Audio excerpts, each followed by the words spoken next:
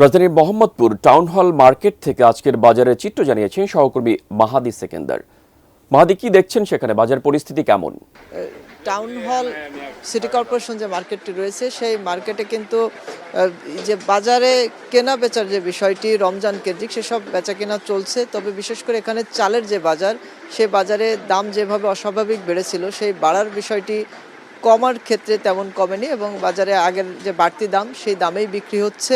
এবং সয়াবিন তেলের যে সংকট বাজারে ছিল সেই সংকটটি এখনও আছে এবং সয়াবিন তেল যেখানে যারা কিনতে আসছেন তারা বলছেন যে বাজারে তারা বিভিন্ন দোকান ঘুরে ঘুরে কেনার চেষ্টা করছেন এবং যেটা মিলছে সেখানে সাথে 1 কেজি পোলাওয়ের চালও যুক্ত হয়ে কিনতে হচ্ছে। অর্থাৎ বিক্রেতা যারা আছেন তারা বলছেন যে তারা যে চাল তারা এখানে যে তেল কিনে থাকেন কোম্পানি থেকে, সেই তেলের সাথে একই সাথে পোলাওয়ের যে চাল সেটি যুক্ত করে দেয়, যে কারণে তাদের বিক্রি করার সময়ও একই নিয়মেই বিক্রি করতে হচ্ছে। এটি একটি বিব্রতকর পরিস্থিতি, এটি ক্রেতা বিক্রেতা উভয়ের জন্য।